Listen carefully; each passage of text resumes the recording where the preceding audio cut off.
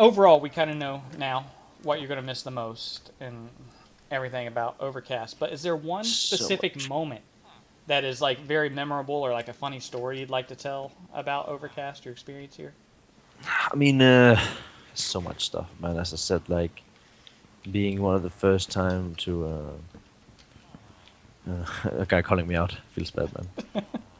No, yeah, but like there's so many things, like being called out. Abel doing his one of his very first streams, like connecting to oc.tc for the first time, meeting the people here. There's so many things. But like the most, how do I put it, euphoric moment, right? Yeah. The most where I just like really screamed my lungs out was in a tournament. Oh, which one was it again? It was against Team Grief. We were playing Fractal Descent. Mm-hmm. It was a very close map. We won by one block. It was during the qualifiers, but both of us had won all four previous matches, right? So it was like they had won four, we had won four. This was like the final brawl, and we pulled out despite being behind for the majority of the game. I was like, it was amazing.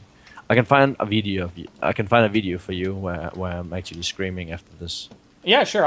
Any of these That's, things that you've told me you want to show me or I should put in the video. nah, you If don't have I to put this in. no But it's no just, I but wouldn't it's put it amazing. in, but Like, I can put like an annotation in the video so and people it can just click on it and I watch it think it's just themselves. like these things. Like I'll show it to you, and like you'll be able to tell. Like, dude, really means a lot to me. All of this. And Hmm. it's sad to see it go. I mean, as I said, this is really like I really feel like this changed me as a person. And, And just it's just extremely sad that it's got to end. I mean, the whole community has been a little down the last couple days. I mean, I also like personally went around, like tried to say thank you to some of the creators of the network, and say like how much this actually meant to me, because I think that they recognize that, and I think they appreciate to know that how much we actually care about this, Hmm. because that must be an incredible feel for them to know how much they've actually changed other people's lives.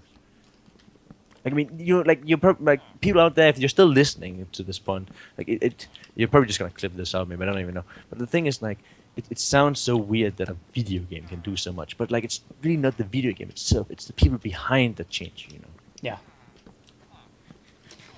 Well, I'm guessing you already answered, or maybe partly answered one of my other questions on here. Is like, do you have like an in-game moment that was like extremely epic, objective get or a kill that was your most memorable? And I'm guessing it's the Oh, one you were going to talk. You were already talking about, which one? like Oh the no, fractal no, descent. actually not. Like that was not a killer or a monument. Oh, One you of my didn't get it yourself. favorite Okay. moments was actually it goes very long back. It's weird why I still even remember it. But it was like on Shroom Trip, that map. Uh huh. Shroom Trip, yeah. Played With it a couple all days ago, actually. mushrooms. Yes. And I was defending, and then I saw Oversoul and Mr. Moose, and they were like big shots back then. They were supposed to be the good guys, and I was like alone. They were rushing, like I was all by myself. I was like, shit, man, I'm gonna fucking die, man. And then I manned up. I jumped them with my sword, and but managed to knock both of them off, and it just felt amazing. And seeing them leave right after I knocked them off the bridge, that felt even better. Oh, you made him rage quit. So that felt good. And like, dude, it's so long ago. It's like 4 years ago or so ago. Like, I still remember it. All right. We are almost ready to wrap this up. We got a couple more questions here, though. What advice can you give to other map makers out there? You've already given a lot of advice, but just one, in case I've not brought up something that you think people should know about making. What advice would you give them? I mean, like you gotta you like the way I motivate myself is it's just pure passion. Just get an idea, uh, and just do it. Just do it. Don't let your ideas be ideas, man. Hmm. The thing is, a lot of people like they just seem to force maps. I never do that. I mean, I made things. I've scrapped things. I really need to feel passionate about something before I try to put it down on paper. So speaking, it's weird, but like that's my advice. Like, I mean, I don't have any games because I want people to do what they want to do. As Hmm. I said, we're losing our monument right now. Like, Oh shit! I was destroying I stuff. don't I Didn't don't see him. I don't want people to do as I say, because I want them to do their thing like as they want to do it. Like it has to be unique. That's my advice. Like do something. Like if you have an idea you haven't seen before, do it, please. I can only encourage that stuff. It's the most important aspect. And just like just do it when you feel for it. Like don't be half-assed. Like don't force a map. I see so many people I see people who has like over 200 maps almost. I'm like I start to question like what is that? What is your motivation at this point? But I mean it might. And that's also another point. Like it's hard for me to say you should do this and this. I just do it this way. I only do something if I'm very passionate about it. Otherwise, I'm not gonna go through with it. And that's why I have so few maps. All right, that makes Compared sense. to some map makers who have like 50 or so. I can't do that. I wouldn't be able to because I can't feel passionate about so many things. Yeah, there's definitely a few map makers out there that have made just not Like, just 50, but hundreds of yeah, maps at like this point. I can't just pump maps out after maps. That's not fun to me. Like that's just gonna be like another one, Like they're just gonna look like, and you see a lot of these, and they just look the same in the end, My maps, I want them to stand out from one another in some way. Well, I think it also depends on the map maker too. I think there are map makers out there that make a ton of maps that also do a decent job of like doing something different. They're not cookie cutter all the time. But you're also correct in that there are a lot of people who just make. Oh shoot! There's somebody on there again.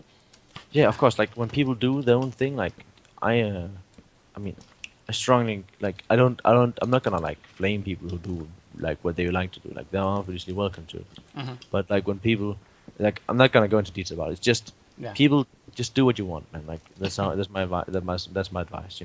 If you feel passionate about something, go through with it. If not, I mean, I wouldn't do it myself personally, but I mean, you're welcome to. Mm-hmm. All right, now the most important question of the interview, and I didn't really ask this of a lot of the other people I interviewed just because it's such a controversial question, but red or blue? Blue. Okay. Fishnets. Okay, you know what? I'm liking you a lot more right now. Fishnets. I don't know if you know about that, but No. all right. So back when Deutride made the red and what's now red and blue, she had I think they were called butterheads or whatever, and fishnets. And butterheads were like like the gold helmets, and then fishnets was the it's the armor that's not in the game. What the hell is it called? Chainmail? Yeah, chainmail. Yeah, it was a chainmail. That was fishnets, and that later became blue. And Team Fishyman, we're blue. Like we've always wanted the blue side. Whenever we play in tournaments, we always want to be blue. Mm-hmm. It's just a color, man. It's a fishy color, Yeah, the red team. I hate Not it, that man. I hate it. It's an arrogant color in my opinion. Okay. Like I feel like I've always seen blue as the humble team. Like it's just like, but I've always seen that way. Man. Yeah. Okay. You're trying to like butter me up here because I've always been somebody who hates the red team. Every report I fill out, the extra info part of the report, it's like the Reds are evil. They all need to die. Maybe they should do like a questionnaire, and I'm sure you'd like find statistic evidence that like blue, like people who do go blue are like usually more nice. Well, I think they're also a little bit smarter.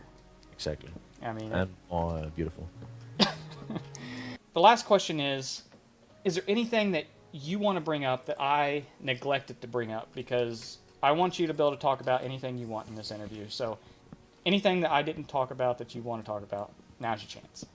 There's not much really other than like it's an amazing community, and that's all I have to say, man. Like I love this place because of the community. I mean I'm not the kind of guy who went on to I've never really been a fan of other networks. Like a lot of people play on Bad Lion and Kohi and these like sister network, like these PvP networks that kind of resembles and reminds of OCN. Like no, it's the community that keeps me staying here, and it's the community that keeps motivating me to do what I do. Mm-hmm. That's all. Well, I just want to thank you again for your time. These interviews are not just something I do for my YouTube channel to get views or anything like that, simply because if you look at my channel, it's not a big channel. My videos don't get viewed that much. I do them because I enjoy learning about the maps and how they are made, because I build too. I've tried my hand at map making. I'm not very good at it. But I like learning about how other people approach it and getting insight. Like, it's hard. Like, I wouldn't say myself very good, but like, together we make each other stronger, Mm-hmm. Dude, without like feedback, without friends who give advice, who help out here and there, I mean, I wouldn't my maps would be shit, dude. Mm-hmm. It's a team effort. Why the hell is this music block? I don't know. I'm trying to get closer and closer. I think you hit it somewhere. I got away from it, I thought, and then it started playing again, but it's not as loud where I'm at now, so that's good.